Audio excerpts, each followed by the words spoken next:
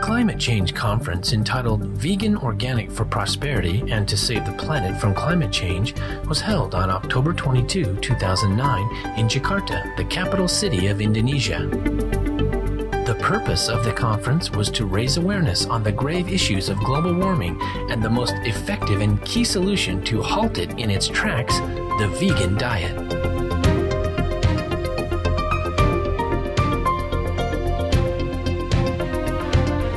Guest of honor, Supreme Master Ching Hai graciously answered questions from the distinguished audience members on topics such as the vegan trend to stop global warming and ways to implement organic vegan farming.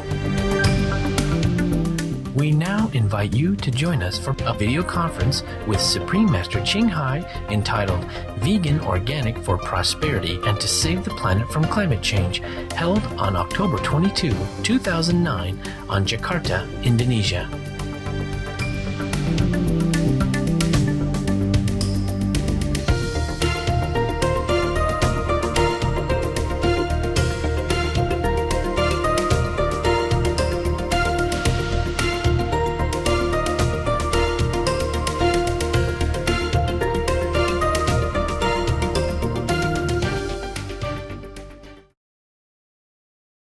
Ladies and gentlemen, honored guests, greetings. Welcome to Indonesia. Selamat datang. And we are both honored to be MCs of this special seminar entitled Vegan Organic for Prosperity and to Save the Planet from Climate Change. This seminar is being jointly hosted by the Indonesian Ministry of Environment and the Supreme Master Ching Hai International Association. Selamat datang.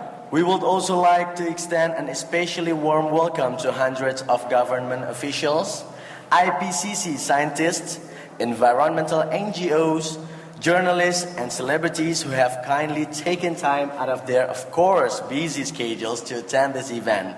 And in addition, we would like to wish a warm Indonesian welcome all Supreme Master television viewers tuning in live across 5 continents via 14 satellite platforms to share this moment with us.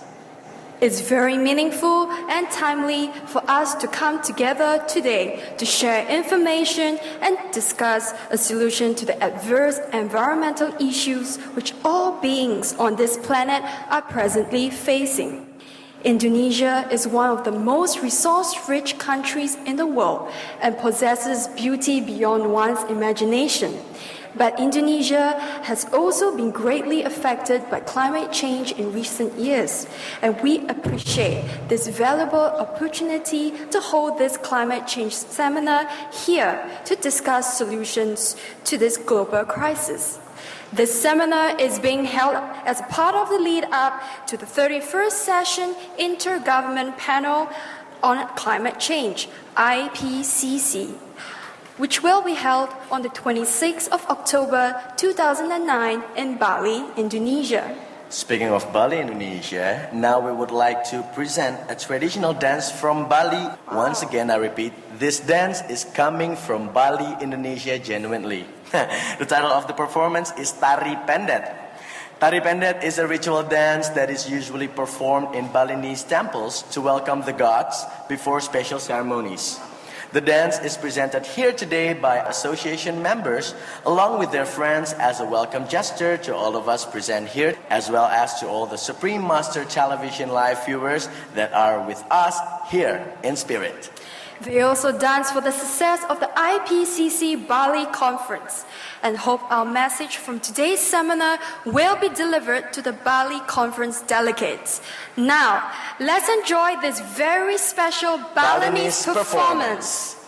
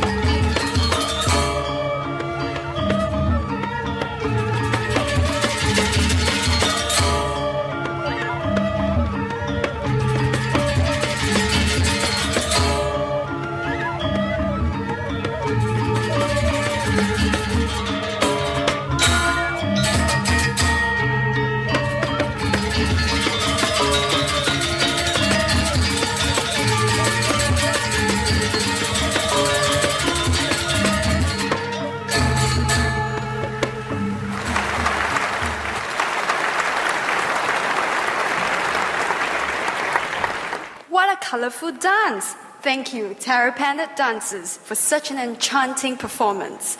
This Balinese dance gives a glimpse into the cultural richness that exists throughout the islands of Indonesia. These charming and special Balinese performers are all young members of the Supreme Master Ching Hai International Association, who came here from Bali especially for us today. Wow, long the way from Bali, right? Let's give them another round of applause. Thank you. And yes, we wish to protect this beautiful cultural heritage of Indonesia against severe climate change. We are very honored to have Indonesia's Staff of Ministry of Environment, Madam Sri Hudiastuti, here with us today. With great honor, we invite you, Madam Sri Hudiastuti, to share a few words to open our seminar. Let's welcome distinguished Madam Sri Hudiastuti with a warm round of applause.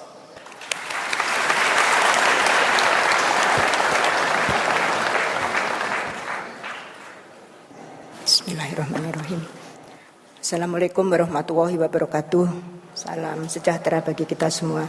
Pertama-tama kami menyampaikan permohonan maaf karena kami, Kementerian Negara Lingkungan Hidup, tidak bisa menghadirkan Bapak Menteri karena persis pada jam ini ada pelantikan Menteri yang baru. Jadi kami mudah-mudahan nanti di kesempatan lain Ibu Bapak semua bisa ada kesempatan untuk ketemu dengan beliau-beliau. Mungkin bisa berdua-duanya, mantan Menteri Bapak Rahmat Witoelar maupun Menteri yang baru Bapak Gusti.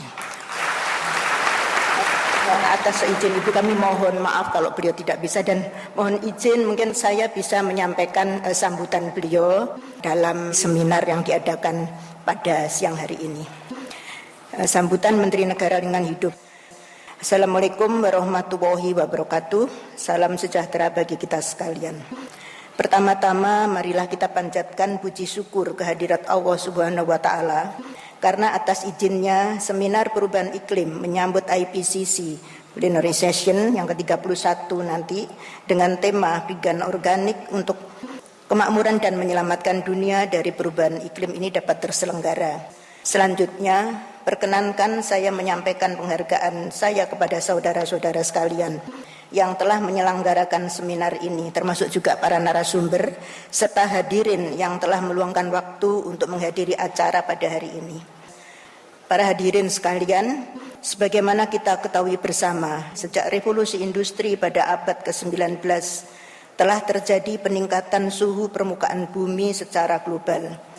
Peningkatan suhu permukaan bumi selain diakibatkan oleh emisi bahan bakar fosil, kerusakan hutan dan lahan juga diakibatkan oleh meningkatnya konsentrasi gas rumah kaca di atmosfer.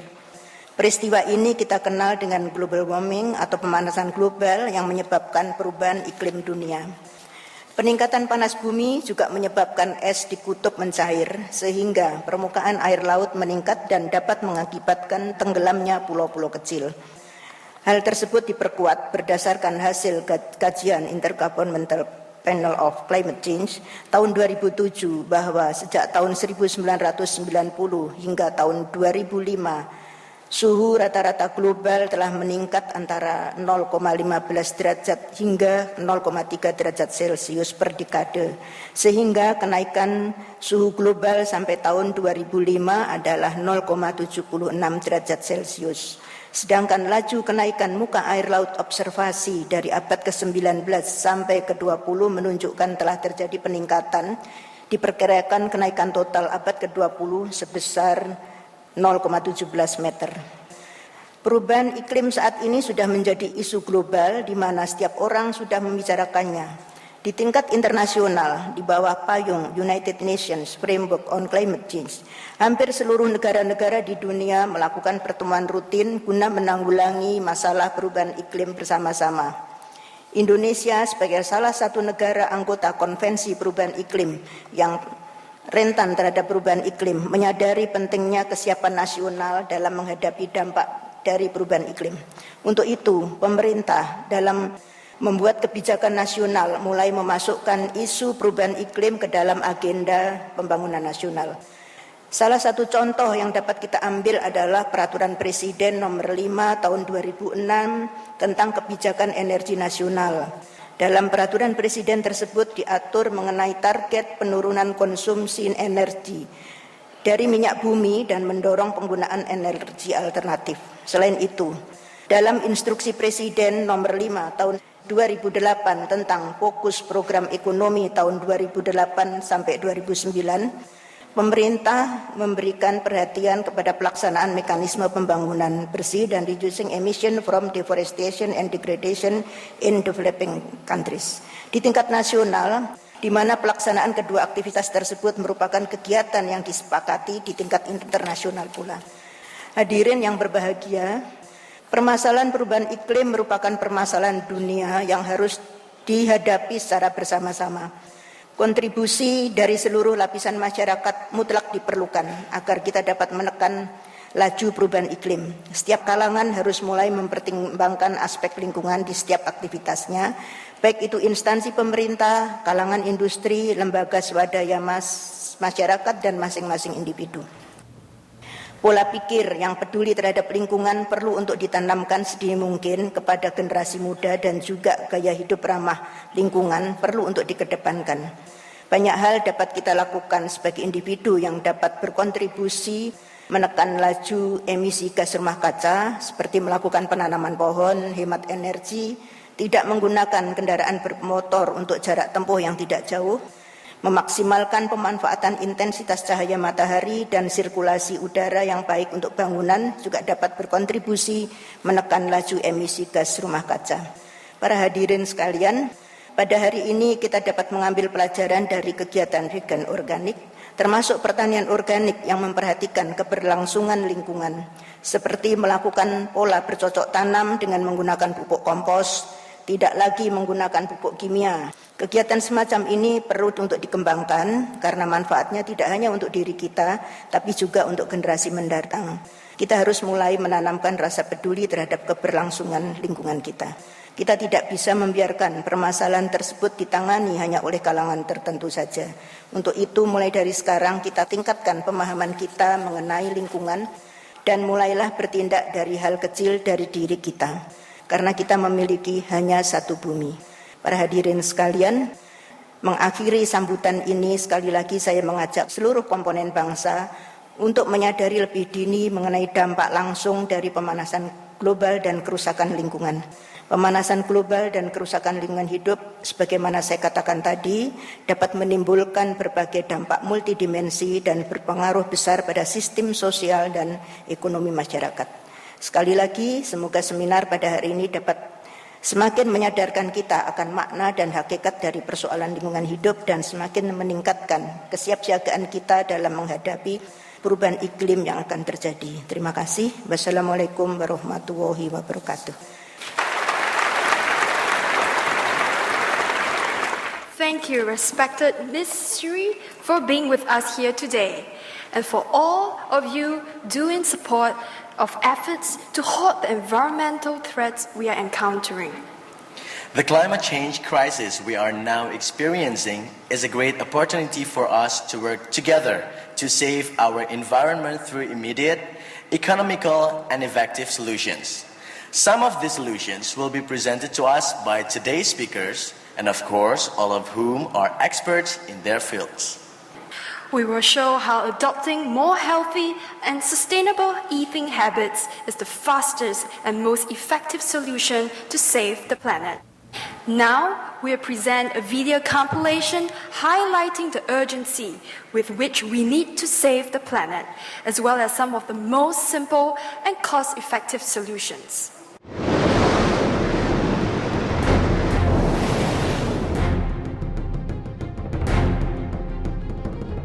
Arctic sea ice reflects about 80% of the sun's heat, stabilizing the colder temperature of the ocean.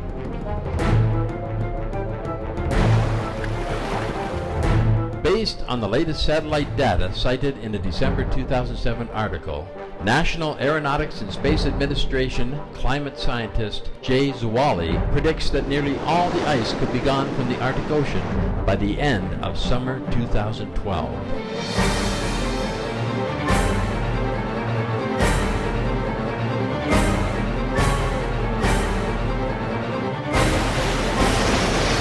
Arctic ice in September 2007 was 23% below previous record low from NASA satellite data and 50% below 1950 levels from ship data.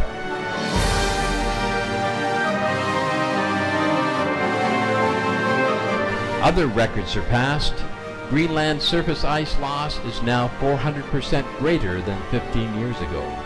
Surface temperatures in the Arctic are the highest in 77 years of record keeping.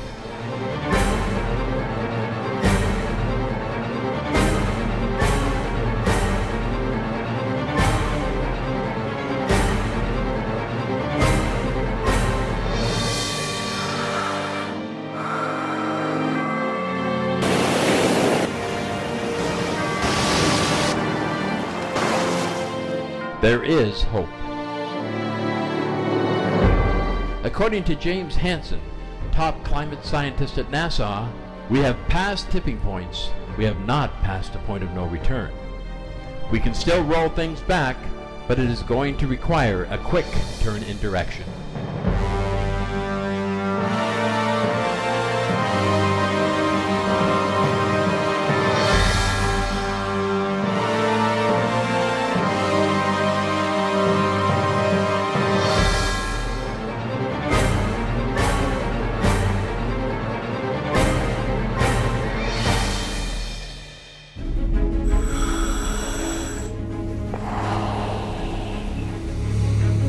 Dr. Gerald Dickens, Associate Professor of Earth Science at the prestigious Rice University, located in Texas, USA, and Editor-in-Chief of the American Geophysical Union's Paleoceanography Journal, stated in an interview with Supreme Master Television. But it turns out that most of the carbon, about 93% of it, is in the ocean, not trees or in the atmosphere.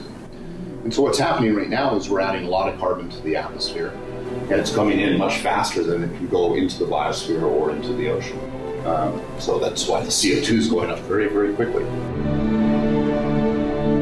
According to U.S. University of California Davis's newspaper, the California Aggie, published on March 4th, 2008, U.S. professor says methane from Arctic lakes adds to global warming. In a talk presented at the University of California at Davis, Dr. Katie Walter, a professor of limnology and environmental research at the University of Alaska, stated that methane bubbling up from Arctic lakes is now being released into the atmosphere. This is due to melting of the lake's permafrost layers resulting from climate change. According to Dr. Walter, who has personally conducted Arctic lake research in areas such as Siberia, this phenomena causes further global warming because methane fuels its own production by melting even more permafrost layers once released.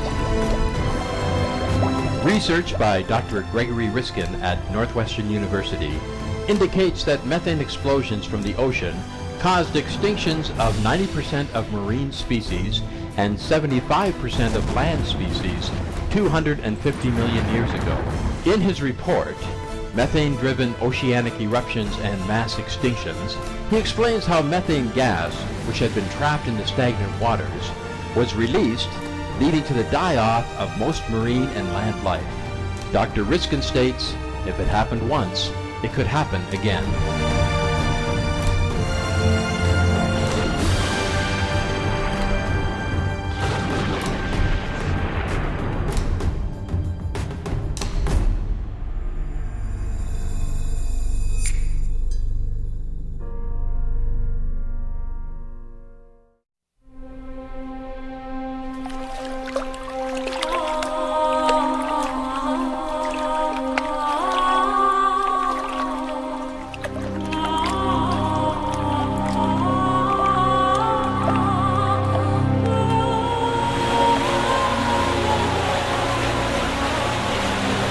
Are we short of water? One serving of beef uses over 1,200 gallons of water. One serving of chicken uses 330 gallons of water. One complete vegan meal with tofu, rice, and vegetables uses only 98 gallons of water.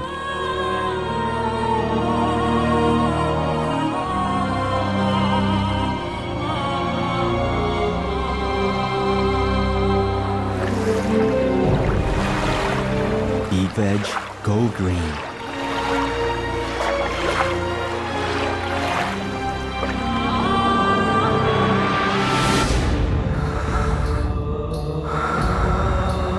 Are we short of food?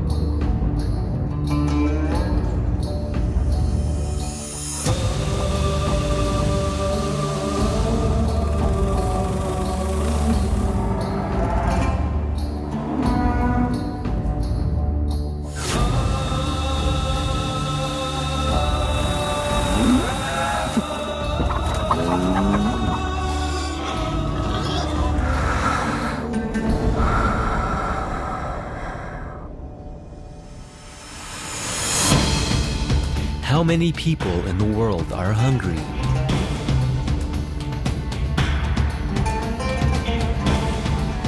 $1.02 billion people. Grain currently fed to livestock is enough to feed 2 billion people.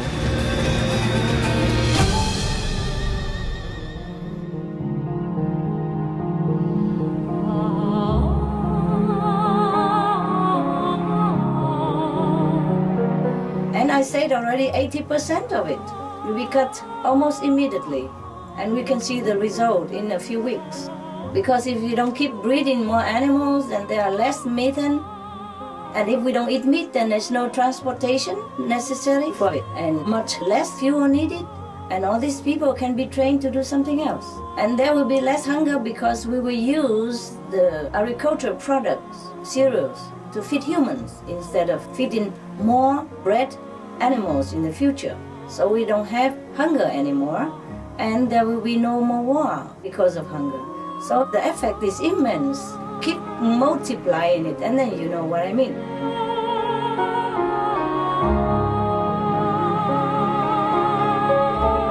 Be veg, go green.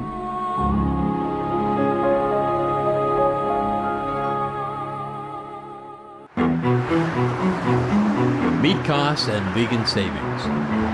A meat-free vegetarian diet drastically reduces carbon footprint. Over a 1-year period per person, emissions from a meat-based diet is equivalent to driving a mid-sized car 4,758 kilometers. Emissions from a vegetarian diet is equivalent to 2,427 kilometers, nearly 50% less. Emissions from an animal-free vegan diet is equivalent to 629 kilometers, 1/7 of the amount of a meat-based diet, or 87% less. Emissions from an organic vegan diet is 281 kilometers, 94% less emissions than that of a meat-based diet.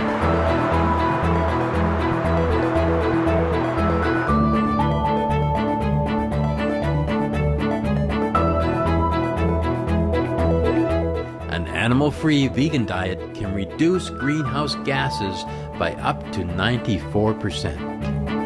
Be veg, go green to save the planet. For more urgent details, please visit suprememastertv.com/SOS.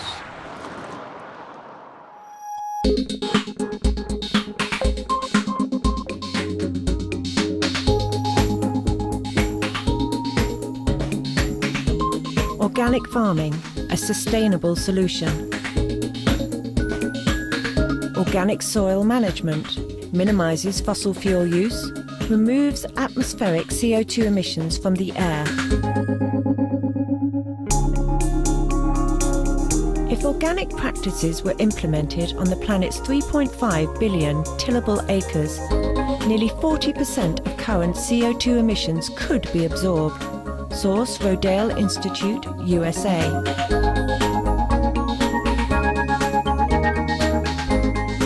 Try organic today. Be veg, go green, save the planet.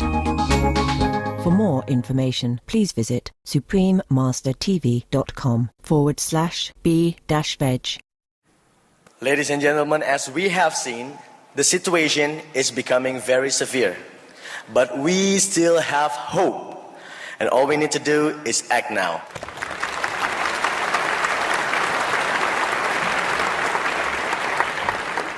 This is a time for all government institutions, media, and individuals to encourage good deeds with the common goal to save all lives on earth.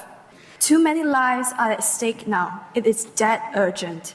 We have no choice but to act right now. If managed sustainably, the resources of the world can be used sustainably and shared by all. Indonesia is the world's fourth most populous country and represents a significant proportion of the world's population and thus plays a very important role. We can lead the way by being shining examples to the rest of the world on how to live sustainably.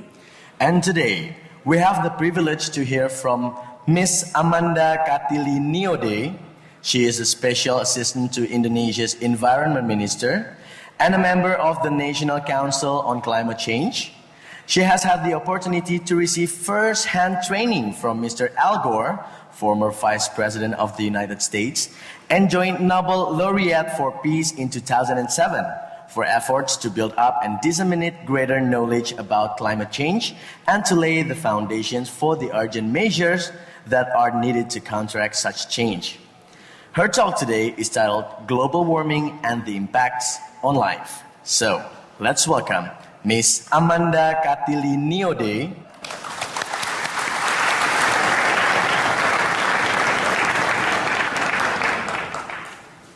Thank you for the warm welcome. Assalamualaikum warahmatullahi wabarakatuh. Salam sejahtera untuk kita semua. Ibu-ibu, bapak-bapak sekalian, apa yang akan kami coba tayangkan di sini siang ini adalah visualisasi dari apa yang telah dikatakan oleh Ibu Staf Ahli Menteri Lingkungan Hidup, Ibu Sri Hudiastuti, dan juga beberapa gambar-gambar yang kami dapatkan dari pelatihan yang diadakan oleh Mr. Al Gore. Jadi ada dua instansi atau dua institutions yang akan kami coba ambil atau tarik informasinya, yaitu Dewan Nasional Perubahan Iklim dan The Climate Project Indonesia yang akan saya terangkan kemudian apa itu organisasinya. This is the National Focal Point on Climate Change in Indonesia. Lembaganya didirikan berdasarkan peraturan Presiden nomor 46 tahun 2008 dan diketuai langsung oleh Bapak Presiden Republik Indonesia yaitu Bapak Susilo Bambang Yudhoyono. There are 17 ministers and then the head of the Climatology Agency. Tetapi kami adalah supporting unit dari Dewan Nasional Perubahan Iklim. The Climate Project adalah organisasi yang didirikan oleh Al Gore, yaitu mantan wakil presiden Amerika dan Nobel Laureate tahun 2007. He was so successful in his campaign on climate change melalui film, mungkin ibu-ibu dan bapak-bapak sudah melihat An Inconvenient Truth. Sehingga kemudian ketika film tersebut sukses, dia ditanya oleh wartawan, what's next? Lalu dia katakan, I'm going to train 1,000 people in the United States so they can communicate the climate crisis like what I'm doing. Dan saya akan berikan slide-slide saya kepada mereka. Sehingga kemudian dilatihlah 1,000 orang di Amerika. Tetapi kemudian banyak di negara-negara lain yang juga ingin ikut, sehingga kemudian Al Gore memberikan pelatihan-pelatihan antara lain di Inggris, di Australia, di Kanada. Kita lihat di sini, ini adalah The Climate Project International, dan ada 54 orang Indonesia yang dilatih langsung oleh Al Gore. We are all volunteers, sehingga kami bisa diundang kemana-mana untuk memberikan informasi tentang perubahan iklim. Tetapi tentunya semuanya harus localized tergantung situasi dan kondisi di daerah masing-masing. Jadi kita lihat di sini di Amerika ada, di Meksiko baru selesai pelatihannya, di Australia tentu saja ada, kemudian di India juga ada, dan kemudian tentunya juga ada di Kanada. Jadi ada 8 dan Al Gore sudah menyetujui dibentuknya The Climate Project Indonesia, yang kebetulan saat ini saya dipercayakan untuk memimpin The Climate Project Indonesia. Dan slides yang berikut adalah state of the future yang membuat kita benar-benar harus memperhatikan apa sebenarnya yang sedang terjadi dan apa yang harus kita lakukan. Di situ tertulis dalam hurufnya merah adalah perubahan iklim. Ini merupakan concern dari banyak orang di seluruh dunia, termasuk kurangnya air bersih, penggurunan, kemudian harga pangan dan energi yang meningkat seperti tadi sudah juga digambarkan dalam audiovisual sebelumnya. Yang berikut kita lihat bahwa climate change ini adalah a global phenomenon. Ini adalah fenomena global yang terjadi di mana-mana. Jadi apa yang kita lakukan di sini, dia bisa mempengaruhi mereka di negara lain, dan apa yang bisa dilakukan di negara lain juga akan mempengaruhi kita di sini. Jadi ada emisi gas rumah kaca akibat kegiatan-kegiatan manusia yang mengakibatkan efek rumah kaca atau greenhouse effect. Kemudian dia menyebabkan pemanasan global. Kalau bumi menjadi makin panas, maka iklim berubah. Dengan berubahnya iklim maka akan makin banyak bencana yang bermunculan seperti tadi telah tergambar maupun sering kita lihat di media massa. Yang berikut adalah keterangan-keterangan tentang apa sih sebenarnya perbedaan antara cuaca dan iklim. Sebenarnya iklim itu adalah jangka panjangnya, jadi sekitar 10 tahun, 20 tahun, 30 tahunan. Sedangkan kalau cuaca itu adalah saat ini seperti misalnya temperatur, kemudian sekarang dingin, ada es meleleh, lembab, dan lain sebagainya. Lalu perubahan iklim atau climate change adalah pola cuaca yang berubah. Jadi pola cuacanya berubah, dia disebut sebagai perubahan iklim. Selanjutnya kita lihat adalah gambar satu-satunya yang diambil oleh para astronot dari ruang angkasa dengan kamera. Sekarang kalau kita lihat gambar bumi umumnya satellite images. Karena kita semua baru menyadari bahwa the world is finite. Berikutnya kita lihat adalah kalau misalnya bumi tadi kita buat flat, jadinya seperti ini, seperti yang sering kita lihat di atlas-atlas anak-anak kita ataupun adik-adik kita. 30% lahan di bumi, situasi terakhir atau data terakhir adalah tutupan hutan. Selanjutnya, kita lihat bahwa bumi itu sebenarnya ada selimutnya, tetapi selimutnya terganggu. Mengapa dia terganggu? Dia terganggu oleh gas-gas rumah kaca, seperti kita lihat pada gambar berikut. Ini jadi ada perubahan tata guna lahan, penggunaan bahan bakar fosil, pembakaran hutan, penggunaan pabrik-pabrik. Itulah semuanya yang mengeluarkan gas-gas rumah kaca. Ada 6 gas rumah kaca yang diatur dalam United Nations Framework Convention on Climate Change, tetapi yang sering menjadi ukuran adalah karbon dioksida. Jadi banyak gas-gasnya itu diekuivalenkan dengan karbon dioksida. Sedangkan dari peternakan, tadi kita lihat ada juga disebut-sebut mengenai metan, pengelolaan limbah juga mengeluarkan metan, pertanian, pembakaran biomasa, tetapi the global warming potential of methane itu jauh lebih besar, 21 kali lebih besar dari karbon dioksida. Biasanya dia keluar dari industri. Selanjutnya, kita lihat bagaimana sih sebenarnya situasinya di Indonesia. Kita lihat posisi Indonesia dalam map tersebut sangat rentan terhadap perubahan iklim, terhadap sea level rise. Emission kita terbesar dari mana? Kalau kita lihat ada garis putih itu, 84% our greenhouse gases emission itu datang dari deforestation dan juga dari lahan gambut. Kita lihat yang lain-lain seperti negara-negara maju, mereka bukan dari deforestation, mereka dari industri, dari electricity dan lain sebagainya. Sehingga kalau kita mau mengurangi gas rumah kaca, tentunya kita harus melihat sumbangan terbesar kita itu di mana, disitulah kita akan berusaha menanggulanginya. Ini adalah kembali untuk memberikan kita gambaran bahwa sebenarnya topik kita itu kan banyak related to food. Kita lihat bahwa sektor pertanian menjadi sumber utama emisi metana, yakni 59% dari total emisi nasional. Ini adalah data dari Departemen Pertanian. Kita lihat bahwa gas rumah kaca yang tadi, yang diatur ada 6, tetapi sebenarnya ada gas-gas rumah kaca yang lain menyebabkan efek rumah kaca. What is greenhouse gas effect? Ini rumah kaca yang sesungguhnya. Kalau misalnya ada yang pernah jalan-jalan ke Belanda, dingin kan di sana, diatur di dalam rumah kaca sehingga tumbuh-tumbuhan tersebut bisa tumbuh dengan baik dan berbunga dengan cantik. Nah, atapnya itulah seperti selimut bumi kita. Kita lihat berikut bagaimana keterangannya. Matahari menyinari bumi, kemudian sebagian besar energinya itu diserap, memang harus diserap. Kita lihat ada selimut bumi. Kemudian dipantulkan kembali, sebagian besar energi itu dipantulkan kembali, tetapi karena selimut bumi tersebut makin tebal akibat gas-gas yang keluar, instead of dipantulkan, dia masuk lagi ke dalam bumi sehingga buminya menjadi makin panas. Berikutnya, kita lihat apa yang terjadi jika bumi makin panas. Tadi sudah disebut ada perubahan iklim. Tadi kita sudah lihat es meleleh dalam waktu 20 tahun menjadi begini, itu di belahan bumi utara. Ini daerah ski di Eropa, kemudian dia menjadi habis sehingga hotelnya masih ada, tapi yang main ski sudah tidak ada, sehingga merugikan ekonomi mereka. Dan berikutnya kita lihat lagi, ini di belahan bumi bagian selatan, sama juga yang dialami. Kita lihat tahun 39 seperti itu, kemudian beberapa puluh tahun kemudian, tahun 2001 menjadi habis. Yang mengerikan adalah apa yang mungkin terjadi di Himalayan Glaciers atau di tutupan es di pegunungan Himalaya. Karena ini adalah sumber dari 7 sungai besar di daerah tersebut. Jadi ada sungai Gangga, sungai Brahmaputra, Salween, Yellow River, dan lain sebagainya. Kemudian apa yang terjadi kalau tutupan es di pegunungan Himalaya ini habis? Lebih dari 40% penduduk dunia, kira-kira 3 miliar penduduk dunia itu tergantung dari pegunungan Himalaya untuk sumber airnya. Sehingga mereka tentunya akan sangat kehilangan sumber air bersihnya. Ini adalah data-data 10 tahun terpanas dalam catatan.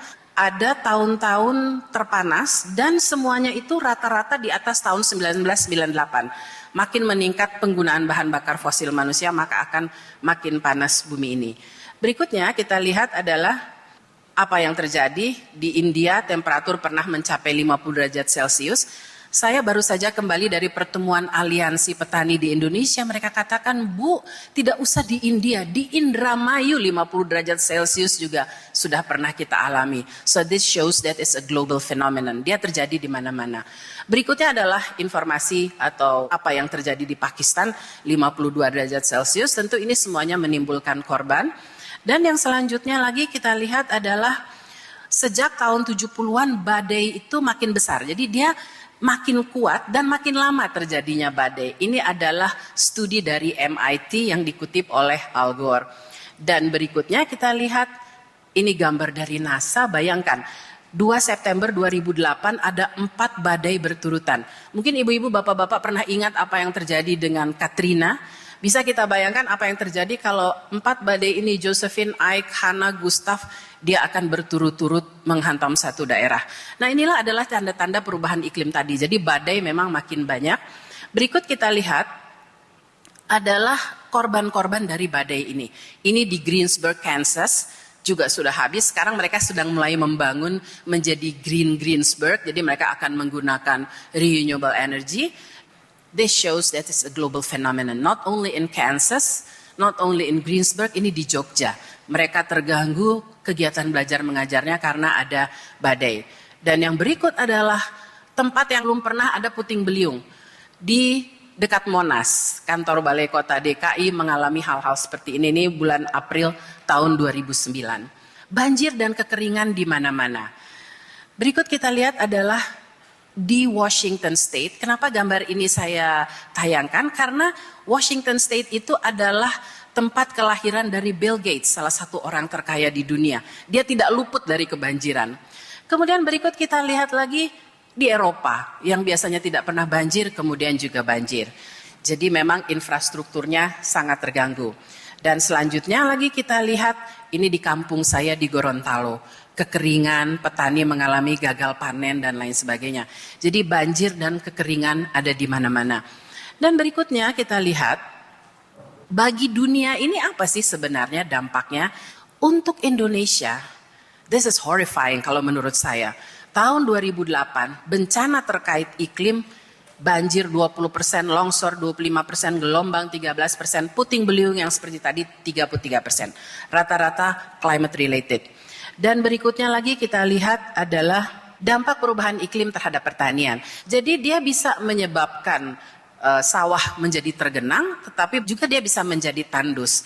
Ini ada fenomena-fenomena, jadi kalau misalnya dia di samudra terjadi pemanasan, kemudian terjadi penguapan, ada angin yang cocok, temperatur cocok, dia akan terjadi badai. Sementara kalau di lahan terjadi pemanasan, maka akan terjadi crack seperti di bawah ini.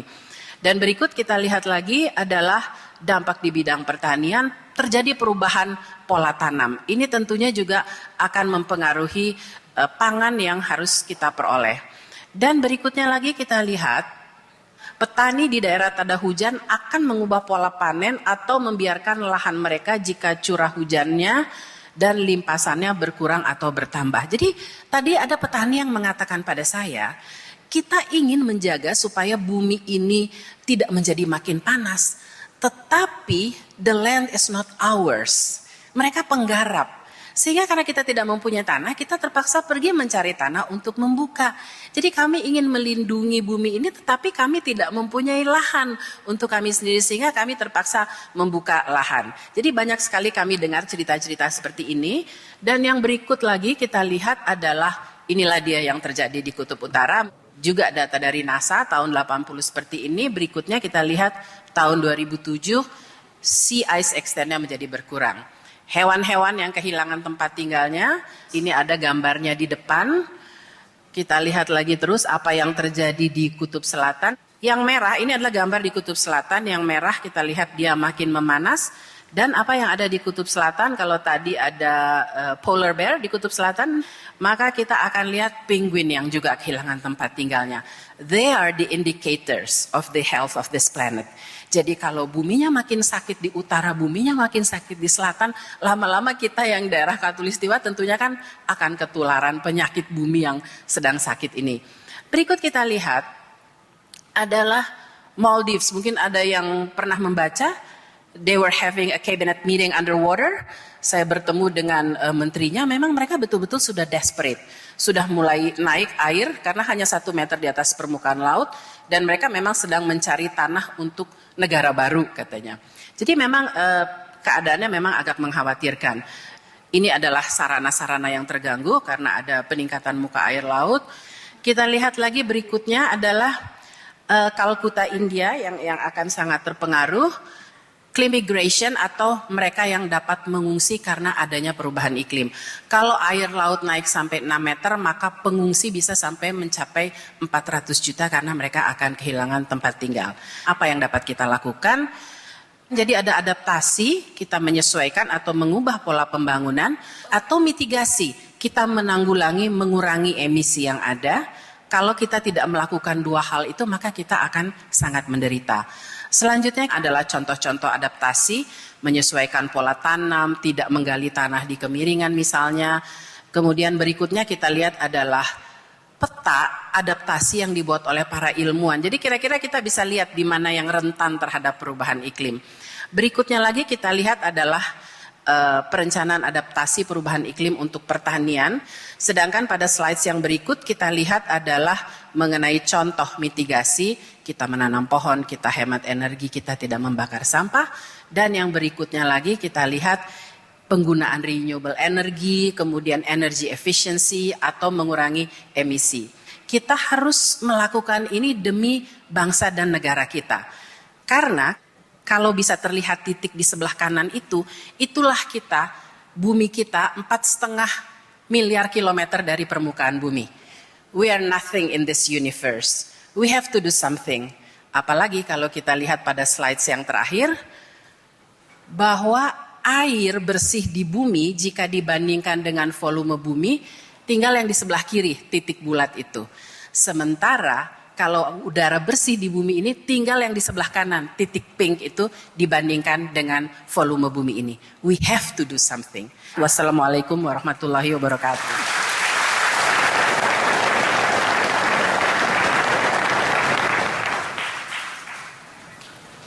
Many thanks once again to Ms. Amanda Katili-Niode for sharing this valuable information with us. We can see from your presentation that time is running out and we must all play our part to bring about a brighter future for this world. Indonesia needs to both maintain economic development and cope with climate change at the same time.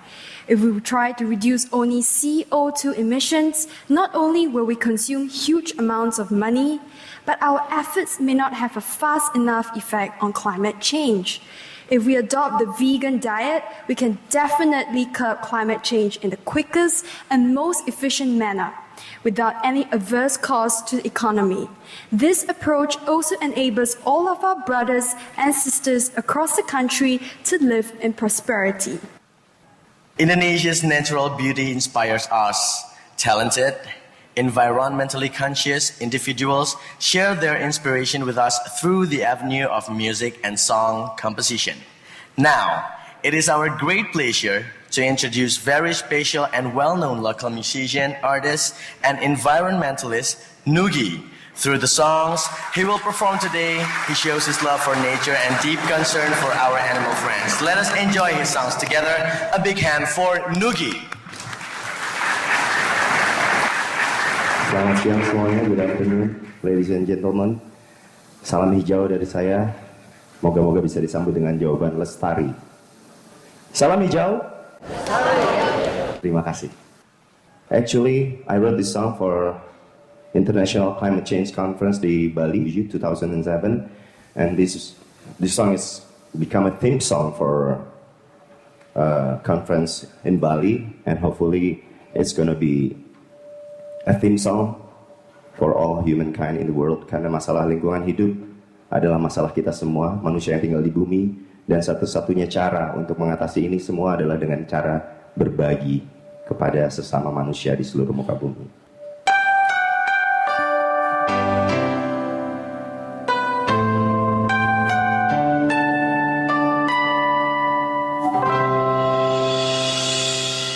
Lihat di sana,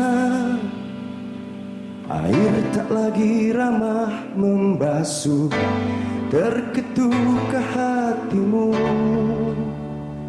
Lihat di sana, mata yang lapar menahan lapar, terpanggilkah jiwamu. Dan di sini kita terlalu cepat menghabiskan, tanpa pernah tahu sampai kapan. Lihat di sana, rimba hijau pun menjadi gurun, tersentuhkah hatimu? Oh, lihat di sana, mereka sesak bertahan hidup, terusikah jiwamu? Dan di sini semua ada, bila kau bertahan, jika tak mulai dari sekarang. Berbagilah pada dunia, bumi memanas membutuhkan kita. Berbagilah pada dunia, buka mata dan hati untuk berbagi. Mari berbagi, ulurkan tangan, jangan pernah ragu kawan. Dunia memanggil untuk kita berbuat demi bumi ini yang hanya ada satu.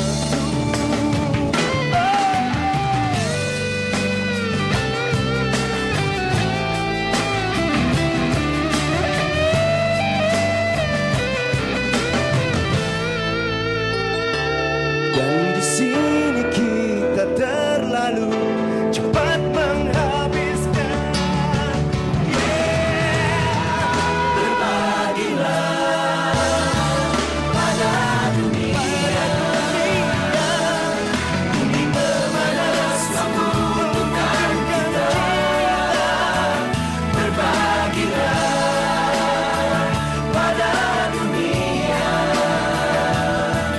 buka mata dan hati untuk berbagi. Berbagilah pada dunia, bumi memanas membutuhkan kita. Berbagilah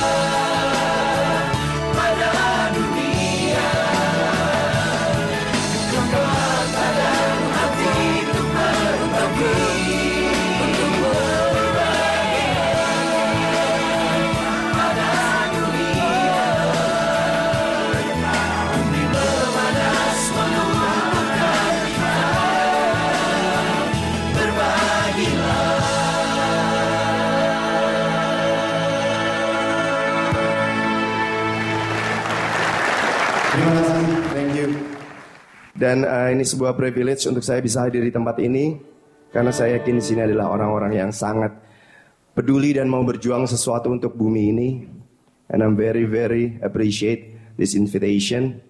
And this one is coming from my album, lagu yang membuat saya banyak belajar lagi tentang hubungan yang harmonis antara human being and nature.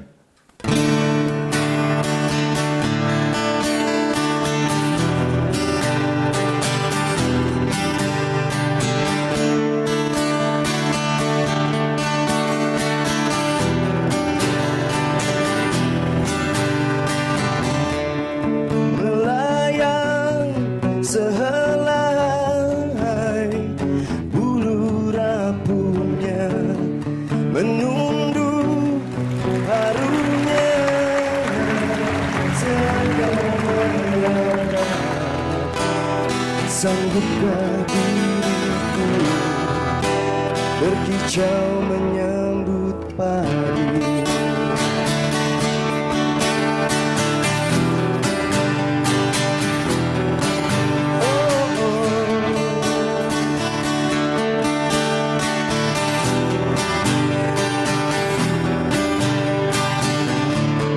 Meloncat tergesa ke dalam cemara, teringat anaknya yang belajar terbang, melanjutkan tugasnya, mewarnai bumi. Berhembuslah anginku, bawa kicauku, bergoyanglah daunku, iringi kepakanku. Berhembuslah anginku, bawa kisahku, bergoyanglah daunku, iringi kebebasanku.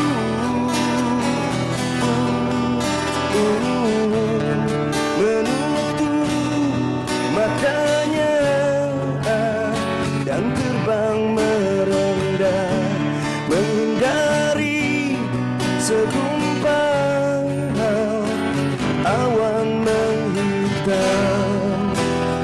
Akankah ku sanggup cerahkan langit? Berhembuslah anginku, bawa kicauku, bergoyanglah daunku, iringi kepakanku. Berhembuslah anginku, bawa kisahku, bergoyanglah daunku, iringi kebebasanku.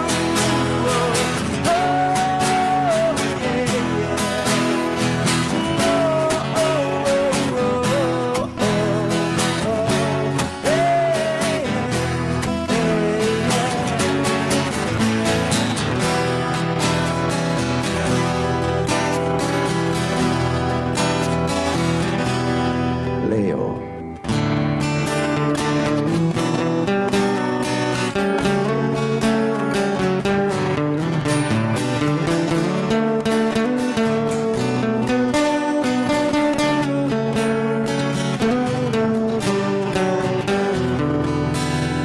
Akankah ku sanggup cerahkan langit?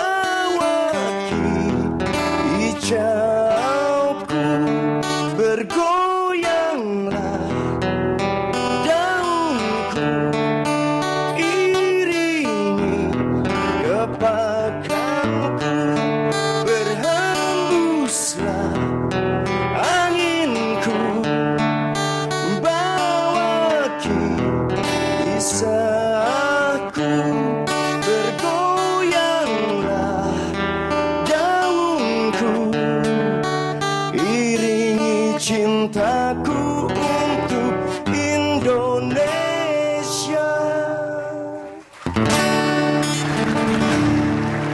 Thank you very much. Wow, what a beautiful voice of Nugi. Thank you, Nugi. Thank you for touching us with your songs and raising awareness and compassion for the environment. Let us hope more and more people join together and act now for climate change.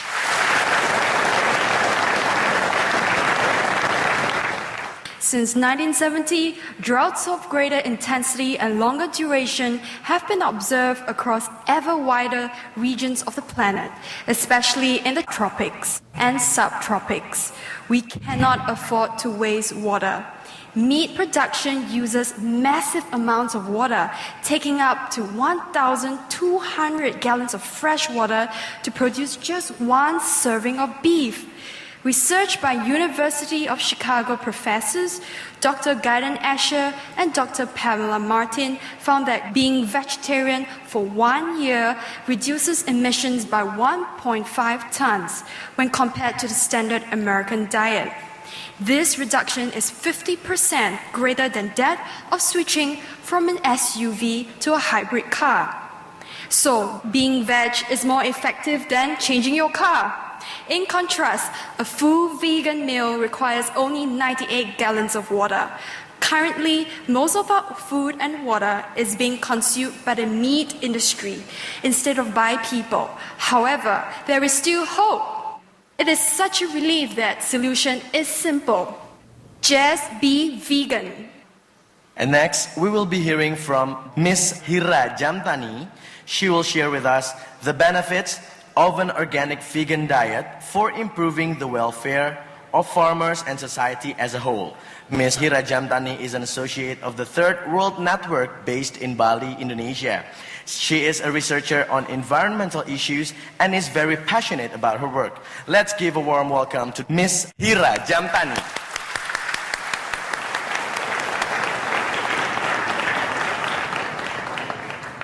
Selamat sore, Om Swastiastu, good evening, ladies and gentlemen, friends. I just want to tell you a very sad story, one of those horror stories that you hear when you go out in the fields and meet farmers, okay? A farmer called Made Jojol in Bali, on this beautiful island where I live, one day had just sprayed his fields with pesticides. Half an hour later, when he was eating, or he had wanted to eat, he fell down and fainted. Of course, there was panic. Nobody knew why. Nobody beat him up, nothing, just fell down and fainted. And of course, the family was in a panic, and they tried to bring him to the hospital, and he actually died on the way to the hospital. Being in a village, of course, there is this distance between the village where he lives and the nearest hospital. The doctor diagnosed him as being intoxicated, poisoning, in other words. 3 million people are poisoned every year in the world because of what we use in our fields. And many of us sometimes cannot relate to who produce the food and how they produce it to what we eat, especially in the cities. And this is the story about that, which would then relate to global warming issues. So what we are going to share with you today is the poison in our food and the poverty among farmers, because these are related. Please remember, when you eat your food, it is the farmers that produce your food. So we need to relate to farmers. And why and what is organic agriculture? Also, how does it relate to health, income, and the environment? So when we talk about the environment, we will relate it to climate change later on. What is happening is, as I said, we are often not aware that we eat food produced by those who are intoxicated by pesticides. Now, if a farmer can fall down, faint, and die, can you imagine the kind of food that is on our table? Yeah, we're talking about farmers who grow our food and dying because of using these pesticides.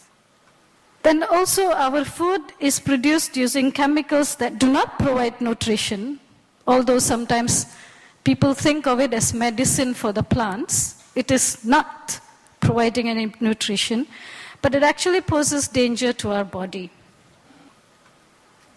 But most importantly, what we do in this so-called modern agriculture is we are poisoning the very resources that we use for farming, our soil and our water. Not only do we have shortage of water, but that little water available is intoxicated. It is poisoned because of what chemicals we put in the water system. And in doing so, what we do is we are endangering our future generation if they survive the climate change.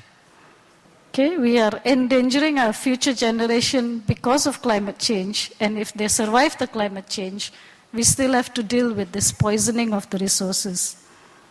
So what we have is nobody ever counts, no economist anywhere in the world tells us how much money we spend or what is the loss of people that are poisoned by pesticides. These are pictures of what happened to our farmers when they are poisoned by pesticides. And the residue is even in mother's milk, and the research is here in Indonesia, not anywhere else.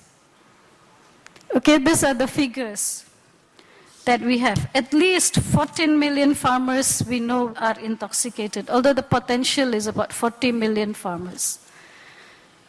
And also it has been found that in central Java, women farmers also are prone, 79% more prone to poisoning, to having miscarriage because of the poison. So, as I said, we are also endangering our own children in the process. Now, when we talk to the government and the scientists who developed this, they say, well, but we need more production in order to feed people. The big question is then, why are people still hungry? We saw the video, it was 800 million. This slide was made for more in Asia, and out of that 800 million, 500 million are in Asia, the continent where we live. These are hungry people. And when you see who are the hungry people, you will be surprised that it is the farmers who grow our food that also go hungry. Can you see the logic of the way our economy is having, huh? So 400 million farm households actually go hungry, despite the advertisement on chemical fertilizers and chemical pesticides that this will give you welfare. If they're healthy, then how do you answer these statistics, yeah? So the very people who grow the food which we eat in the cities are actually hungry. Yeah, please keep that in mind, because it relates to how we treat our farmers. And because of the inequity, this whole modern system actually benefits the large farms and not the small farms. And because of the inequity, the smaller farmers go into debt. So this is what happens, yeah? So we have more production but less welfare. So now, the solution is quite simple as any other solution. It's a matter of whether we want to do it or not. And that is organic agriculture. Now, what is organic agriculture? Most people think it is just, you don't use chemicals, but it's more than that. You don't use chemicals, you don't use genetically modified organisms, and most importantly, you use local resources, whether it is the seeds or the non-chemical fertilizers.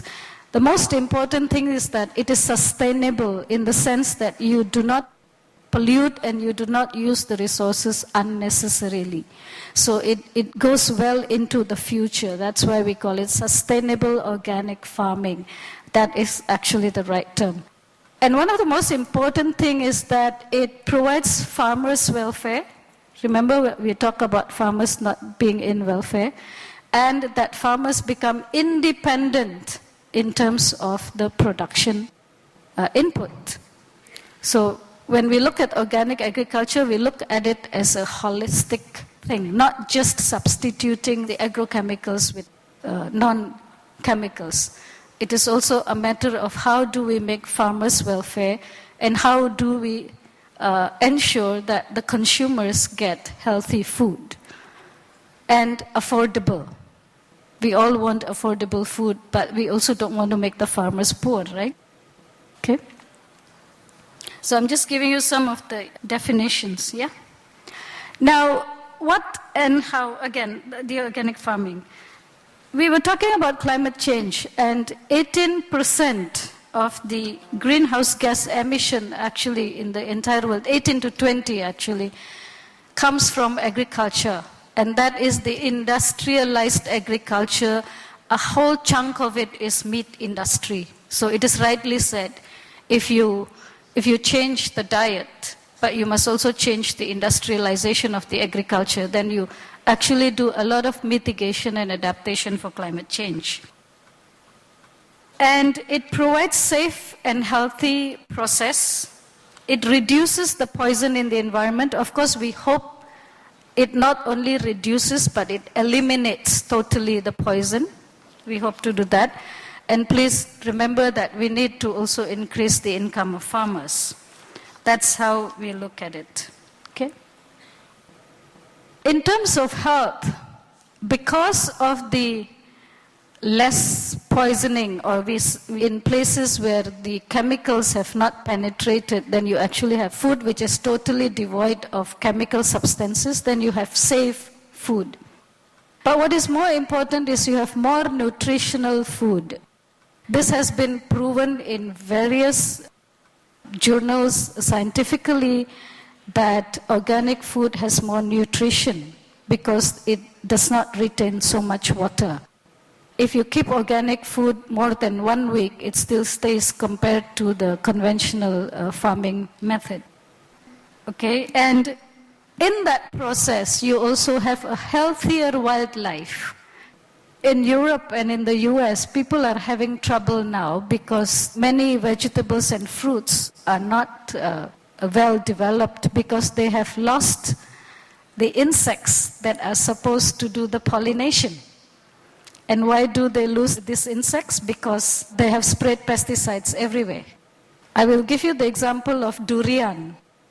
Kalau tidak ada kelelawar, tidak ada durian. So if we don't have the bats, you don't get durian to fruit. But if you spray pesticides, then the bats are also poisoned. So you don't get durian harvest. And that is very dangerous. Unless you do it, of course, you put the pollen into the durian flowers. Kalau di bahasa Indonesianya jadi dikawinkan secara manual gitu, baru bisa. Tapi kalau tidak, kita perlu kelelawar. This is what one of the farmers who have switched to organic has said. He actually said that now we know we need healthy food. And when we produce healthy food, we as farmers are also healthy. People are always telling me, can you really live on organic farming? Can Indonesia survive on organic farming? And we see that there are indications, yes, we can, as long as we do it properly. And this is an analysis from Africa that you see. There's an increase of productivity by 116%. But also worldwide, there's been a research over 20 years worldwide. The cereal yields have gone up from 50 to 200%. And the third one is important. In developing countries like Indonesia, actually 80% higher harvest.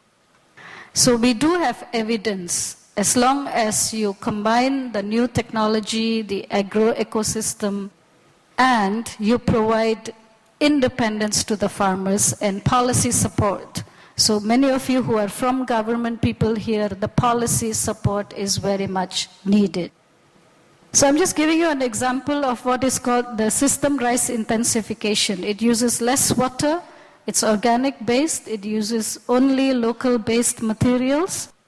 And if we do this, we actually save water 46%, but also we don't have to open up more lands for rice. You have less land, but more productivity.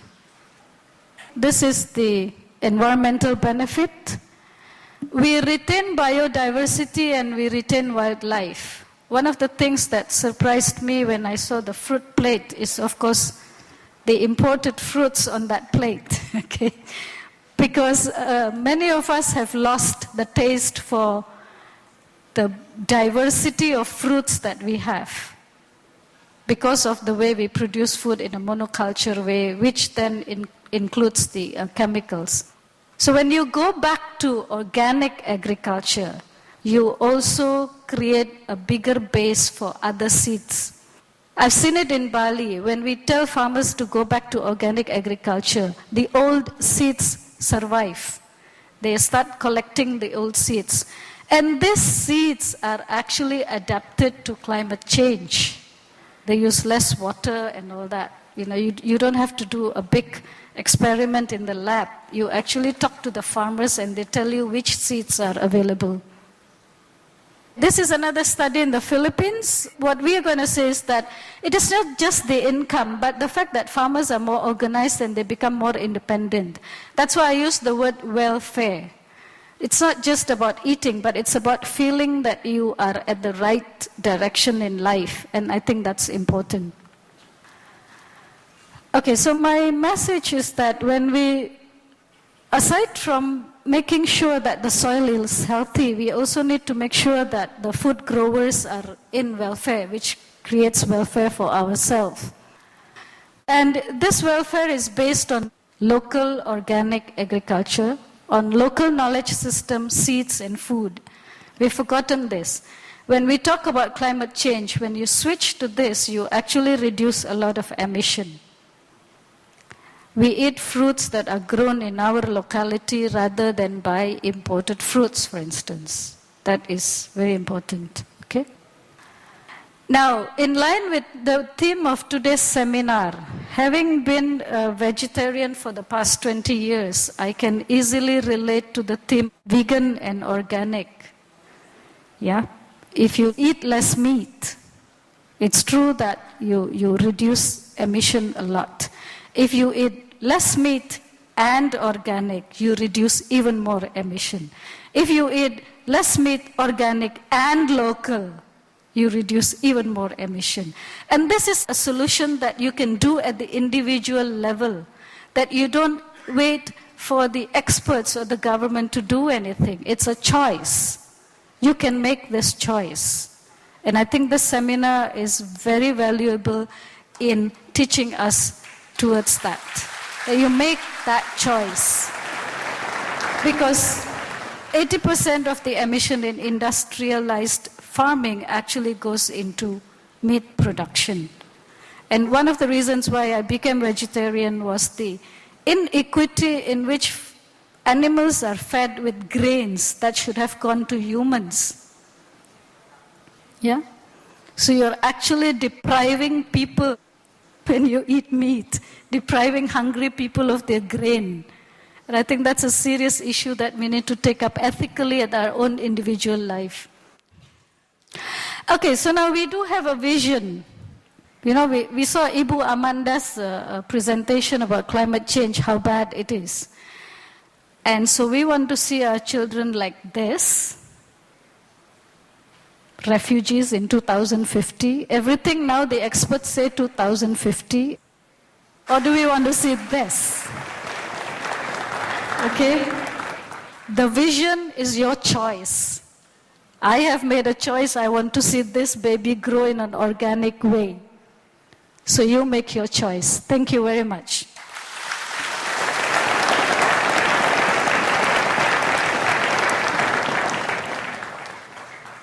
Thank you, Ms. Hira Jamdani, for sharing with us your valuable insights.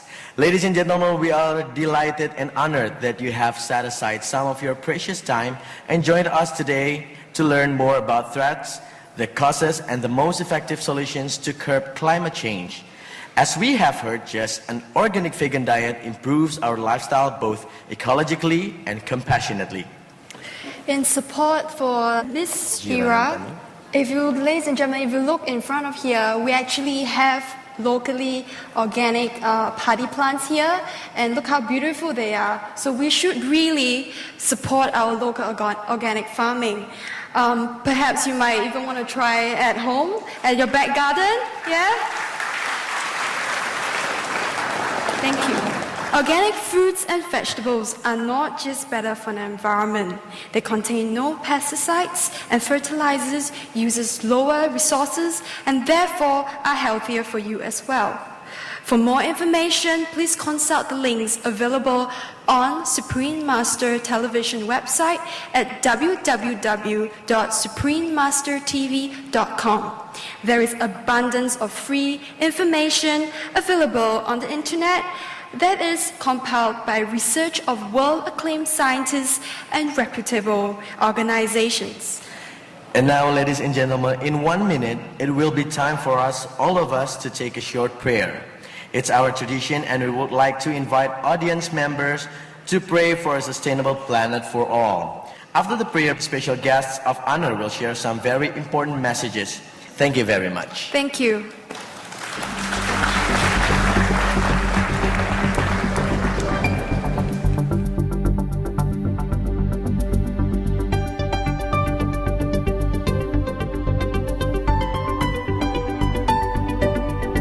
Ladies and gentlemen, distinguished guests, and worldwide viewers, welcome back to our seminar, Vegan Organic for Prosperity and to Save the Planet from Climate Change. We need to raise awareness amongst all people, both here in Indonesia and around the world. Let us spread the word to our friends and relatives. We pray that many more will join us in changing their daily eating habits and adopt a frugal lifestyle. If everyone on this planet makes the effort and changes, food shortage problems will be greatly solved and greatly accelerating our planet's healing process. Time is crucial.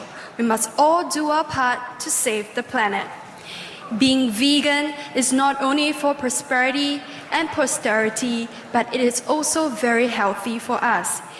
It gives me great pleasure to introduce our next speaker, Dr. Anton Budiono, who, as a medical doctor, is someone who cares very much about both our health and the health of our planet.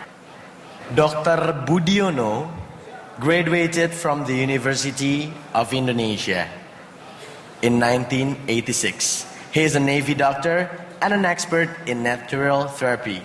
His talk today is titled Vegan Raw Food as the Best Alternative Diet for Humans' Health. Let us welcome Dr. Anton Budiono.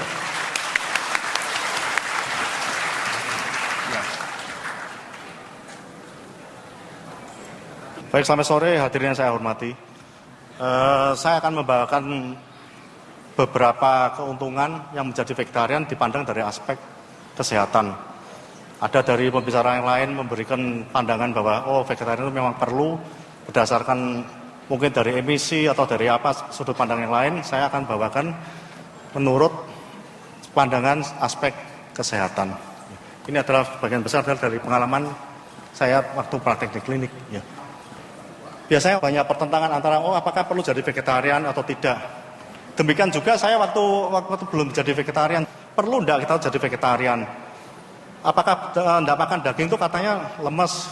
Nah itu saya coba jajaki bagaimana mencari jawaban yang benar.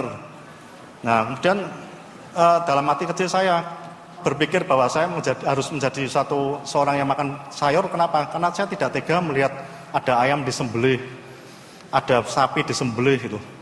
Zaman mudanya suruh kerja, tuanya bukan dipiara dengan baik malah disembelih. Saya rasa itu kan tidak adil loh. Nah, kemudian saya berpikir ini jangan-jangan salah nih kalau makan begini. Nah, selama pencarian bisa didekati dengan dua cara. Dengan sains dengan basic agama. Yang saya ikuti adalah, kebetulan saya adalah seorang Katolik. Saya coba baca, cari apa sih sebenarnya jalan hidup yang benar, mulai dari aspek makanannya. Nah, kemudian di Alkitab saya temukan bahwa dilihat dari awal penciptaan, kalau kita kembalikan ke arah penciptaan kita, yaitu Tuhan kita, ya pasti benar kan, logikanya begitu. Nah, saya baca di situ. Hari pertama apa? Adalah terjadi pemisahan terang dan gelap dulu. Kemudian hari kedua pembentukan cakrawala, yaitu pemisahan antara udara dengan air. Kemudian daratan, dan setelah ada daratan kemudian ada tanaman. Kemudian diciptakan pagi dan petang. Kemudian diciptakan hewan, selanjutnya manusia. Kemudian hari ketujuh adalah Venus. Ini menurut kepercayaan saya anut ya. Ini ada di Alkitab adalah pada Kejadian bab 1 ayat 29.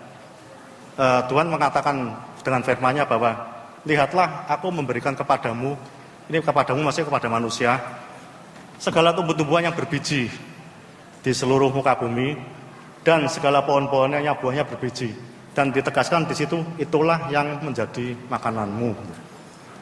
Ya, jadi di sini sudah tegas bahwa itulah jadi makananmu adalah nomor satu adalah buah-buahan dulu. Nah, kemudian selanjutnya pada Kejadian bab 3 ayat 18, semak duri dan rumput duri yang akan dihasilkan bagimu, dan tumbuh-tumbuhan di padang akan menjadi makananmu. Jadi setelah pertama dikatakan buah-buahan, kedua adalah sayur, karena di sini sebenarnya adalah tumbuh-tumbuhan. Jadi kesimpulannya adalah bahwa sejak awal penciptaan sudah diciptakan manusia adalah menjadi makhluk vegetarian. Gitu. Nah, kemudian setelah ada terjadi pembunuhan, darah tertumpah di bumi, lah saat itulah manusia jadi ganas. Mulai ada pembunuhan, darah tertumpah di bumi, termasuk juga mulai makan hewan. Ya kalau zaman sekarang paling gampang ya dilihat lah. Banyak yang makan namanya 4B ya. B1 itu apa sih? Saya dulu enggak tahu. B1 ternyata itu biang. Ternyata anjing dimakan. Wah ngeri, dengar begitu. Karena saya tuh pencinta anjing. Kedua ada B2. Apa sih B2? Babi ternyata tuh. Ya babi makan babi. Kemudian anjing dimakan. Ketiga bahwa ternyata bayi itu juga dimakan loh. Ya, keempat lagi yang ada yang enggak makan babi, tapi ya waduh maaf ya saya bilang babu dimakan ya kan kacau lagi. Jadi ruwet, babu dimakan, pada bujang babu diterjang, ya udah susah lah. Makin lama makin ngaco manusia itu. Karena sejak awal sudah tidak menuruti apa yang sudah ditetapkan oleh yang kuasa itu ya. Nah ini kita pandang bahwa tadi mungkin sudah diantarkan oleh pembicara dahulu bahwa industri peternakan itu menyumbang kira-kira sekitar 18-20% dari total emisi yang diproduksi oleh manusia. Kemudian transportasi adalah sekitar 13%. Nah dari sini ketahuan bahwa sebenarnya sumber utama bukan emisi dari karbon dari pembakaran mesin, tapi justru pada industri peternakan yang akan menyediakan kita ketersediaan daging hewan. Nah, tadi juga sudah diumumkan juga bahwa mengurangi konsumsi daging dengan memperbanyak konsumsi produk pertanian adalah salah satu cara agar kita bisa menyelamatkan bumi. Jadi kita sudah hanya final countdown, makin lama makin turun tinggal habis. Cuma moga-moga kita yang jadi vegan itu selamat semua. Ya, karena ditolongi yang kuasa itu. Ya, kita tidak tahu ya. Sehat. Tapi kalau sehat otaknya benar ya, moga-moga doanya diterima ya. Nah, sekarang saya masuk sedikit ke bidang kesehatan yang saya dalami, bahwa manusia itu sebenarnya paling gampang dilihat dari kalau sakit apa, kalau sehat apa. Nah, kalau dikatakan sakit itu ditemukan bahwa pada pemeriksaan darah atau urinnya dia pasti bersifat asam. Nah, asam itu apa? Kalau di ilmu kimia bahwa 7 netral, di bawah 7 adalah asam, di atas 7 adalah alkali. Hampir semua pasien kanker yang saya temui, pH-nya pasti 4,5 atau 5,5. Jadi jauh di bawah pH ideal yang dikatakan sih adalah 7,35 sampai 7,45. Termasuk juga penyakit-penyakit yang katanya kronis tidak bisa disembuhkan. Itu kuncinya cuma satu, jadikanlah darah Anda alkali. Lah caranya gimana? Gampang, yang asam kita singkirkan, yang basah kita tambahkan. Kan cuma begitu. Dan nanti berjalan dengan waktu dia akan memutar roda yang katanya sakit itu menjadi sehat kembali. Ingat bahwa manusia itu adalah suatu komputer, super komputer yang luar biasa pinternya. Kasih makan yang benar, selesai. Dia akan ngatur sendiri semua. Cuman kalau di sini peran seorang, kalau tenaga kesehatan yang bidangnya herbal, hanya bisa mempercepat proses. Artinya apa? Kalau sakit liver jadi vegetarian sembuh, cuma lama. Tapi dengan adanya tenaga herbalis ini kita bisa, herbal ini spesial untuk liver. untuk membantu organ lain, itu bisa kesembuhan dipercepat, sangat dipercepat. Tapi kalau tidak kenal dokter, udah tidak usah, tinggal vegetarian aja pasti sembuh kok itu. Tinggal tunggu waktu dan percaya, ya percaya, ya saya akan sembuh dengan begini. Ya. Oh bilang penyakit kanker, katanya penyakit yang tidak bisa disembuhkan, ya sini tak kasih waktu 3 bulan, mesti baik. Ya, nah itu tadi pesan saya di sini, tolong jangan makan yang asam, jangan makan daging. Kemudian makanan yang diolah dengan minyak dan dikeringkan itu pasti asam. Gula itu asam. Karena makanan kemasan itu pasti pengawetnya asam, asam benzoat, asam sitrat. Ya, dimakan aja susah asam, nah itu tidak benar loh. Tapi kemudian ada pertanyaan, apakah yang namanya jeruk itu kan asam, apa dalam tubuh jadi asam? Tidak, itu hebatnya. Kalau tumbuhan, walaupun dia pertama asam, tapi di dalam tubuh dia berubah jadi basa. Rasa asam itu membawakan dia nanti harus berperan di sini. Itu jadi rasa asam itu bukan di dalam jadi asam, tapi menarik ke zat-zat aktif yang ada di tumbuhannya rasanya asam itu pada liver. Gitu, ternyata dia di dalam tubuh bukan asam, jadi minum jeruk pun boleh, dia diubah akan jadi basa. Khususnya setelah minum sari buah yang asam itu kita olahraga, dia akan terbakar dan menjadi basa semua. Ya, jadi tidak ada yang salah makan sayur buah walaupun itu rasanya asam, pasti di tubuh akan menjadi basa, dan itu adalah identik dengan kita menjadi sehat mental dan sehat fisik itu. Nah, jika Anda mengalami gejala ini, berarti badan Anda sudah mulai asam. Coba dilihat dulu. Sering kembung konstipasi, ini banyak sekali di klinik. Cuman penyakit kayak gini, tapi muter-muter dokter berapa orang tidak pernah ada yang sembuh. Cuman sekedar kembung konstipasi, padahal obat itu gampang banget. Jadi vegetarian selesai dalam waktu 3 minggu biasanya. Nah, ini berat badan terus nambah. Situasi pasti asam di dalam tubuhnya. Ya. Kemudian sering flu, batuk pilek. Orang lain kena hujan sedikit langsung KO. Lihat temannya di sebelahnya flu, kita ketularan. Nah yang benar adalah kita kena hujan 1 jam harusnya tidak apa-apa. Kerja sampai jam 12 malam itu juga tidak apa-apa. Itu berarti berarti dia badannya biasanya sifatnya itu basah.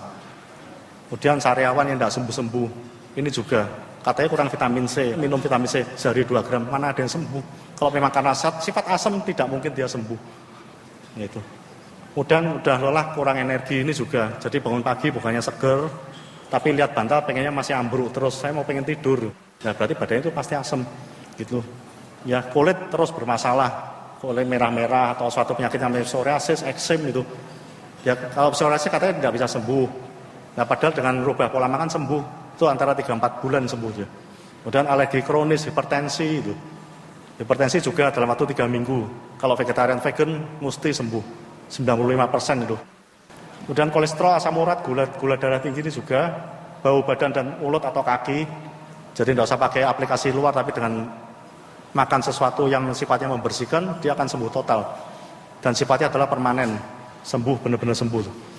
Kemudian nyeri sendi dan otot, terutama pada waktu bangun pagi.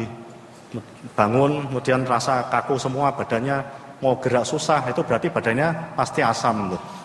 Nah, kemudian dari hadirin saya rasa mesti pengen tahunya asam gimana sih dari gejala ini. Silakan Anda cek dengan kertas lakmus. Lakmus itu kalau dicelup ke tempat asam dia warna merah, kalau basah dia warna biru. Nah, pagi buang air kecil. Kalau sudah punya kertas lakmus itu, buang air kecil. Pada midstream, jadi yang urinnya yang tengah itu tampung, kemudian dicelupkan. Warnanya apa itu? Kalau warnanya merah kita pasti asam. Nah silakan sakit. Nah kalau warnanya biru terus sembuh, tunggu waktu pasti akan baik itu. Nah ini makanan pembentuk basa, semua sayur buah adalah pembentuk basa plus mineral, ya. Nah ini kita tunjukkan bahwa apotek Tuhan itu luar biasa. Ini sudah diteliti secara ilmiah. Dan kedua kita lihat secara mudah aja ternyata itu tidak usah sekolah sampai S3. Lihat aja sebentar sudah tahu langsung itu. Karena kita tuh ternyata tuh sudah diberi suatu sinyal bahwa ini untuk apa tuh. Apotek Tuhan sungguh menakjubkan. Ya, lihat potongan wortel. Seperti mata tuh kan. Tengahnya itu pupilnya, kemudian pinggirnya itu irisnya, ya. Gambaran orang tengah dan radius dia sangat menyerupai iris dan pupil mata, dan memang sains membuktikan bahwa wortel sangat bermanfaat untuk melancarkan peredaran darah dan fungsi sel reseptor mata. Dan ini pasti saya gunakan pada orang yang mengalami sakit mata apapun deh, ya. Jadi yang buta total, buta parsial tuh, pasti akan saya gunakan wortel untuk bahan dasar terapi saya. Itu pasien saya buta dalam waktu 3 bulan setelah merubah jadi vegetarian gini, matanya melihat. Itu bukti nyata. Dan bukan satu orang ya. Satu orang yang kebetulan mungkin. Ini sudah berapa orang, rubah pola makan sembuh tuh. Ternyata gampang sekali tuh. Nah ini tomat. Ya katanya tomat tuh untuk, biasanya orang taunya untuk prostat ya. Tapi katanya untuk jantung tuh bisa, karena nanti seakan-akan seperti bilik jantung ya. Ya ini untuk jantung juga, karena dikatakan bahwa mengandung resveratrol. Ini walnut seperti brain, kacang walnut. Jadi kalau yang pikun-pikun, takut pikun, silakan cari walnut ini, makan ya. Ini kidney beans, kacang merah. Kalau ginjalnya bermasalah, makan kacang merah. Bentuknya persis seperti ginjal. Ini seledri, seperti bone, tulang. Jadi yang sakit tulang, sakit otot, rada nggak sendi, silakan cari seledri, makan yang banyak ya. Apokat, ini seperti organ genital wanita ya. Jadi kalau ada yang tidak beres sama menstruasi sakit, silakan cari ini, makan yang banyak tuh. Ini fake tuh buah ara. Ini, jadi kalau mandul, impotensi, cari ini, makan ya. Nah ini, ubi manis, ini seperti pankreas. Jadi orang diabetes makan manis boleh, tapi dari ubi itu. Zaitun itu hidung telur. Jadi yang menstruasi tidak karuan itu silakan cari zaitun. Minyaknya boleh, zaitunnya sendiri dimakan juga boleh. Ya ini bagi yang wanita ada keluhan kelenjar payudara, sakit pada menstruasi atau apa, silakan minum jeruk yang banyak. Karena riset itu dia mengandung limonin anti kanker payudara. Bawang merah ini sebagai pembuang toksin dalam sel, memulihkan kerusakan dinding sel akibat radikal bebas. Nah ini sebenarnya untuk pembanding supaya Anda tuh jadi vegetarian. Terima kasih atas perhatian.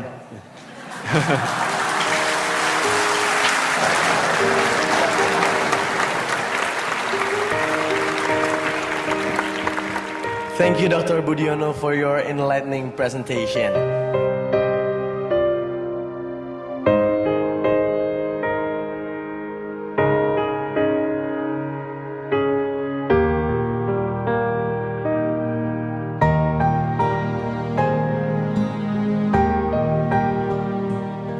Saya juga belum paham banget sih sebenarnya soal global warming, dan salah satu yang saya datang juga memang untuk mempelajari itu. Pengaruh antara vegan organic dan global warming itu emang saya ingin pelajari di sini. Kerja di entertainment itu jam waktunya nggak jelas ya, dan itu harus ditunjang sama asupan makanan yang benar gitu. Ya mungkin dengan vegan organic ini bisa menunjang kerja saya juga. Sekarang kayaknya masyarakat harus lebih pikiran terbuka ya untuk hidup sehat. Hi, I'm Fedi Nuril, I'm an actor. Be veg, go green, and save the planet.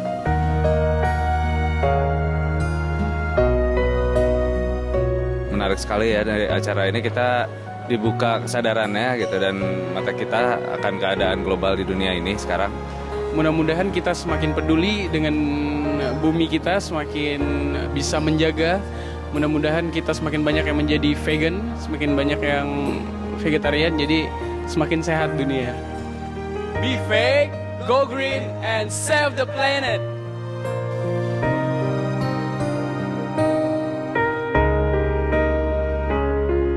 Yang pertama-tama perlu diperhatikan itu adalah peningkatan kepedulian. Peningkatan kepedulian masyarakat bahwa ada krisis pemanasan global. Sehingga kemudian diberikan pemahaman apa itu krisis pemahaman global, apa penyebabnya, dan kemudian apa yang bisa dilakukan untuk menanggulanginya. Ada berbagai cara yang dilakukan, bisa pemerintah yang melakukan, jadi dari sisi institusi bisa dilakukan, kemudian dari sisi organisasi, apakah merupakan sebuah kelompok seperti vegan organik ini ataupun kelompok-kelompok profesi lainnya, atau kita sebagai individu.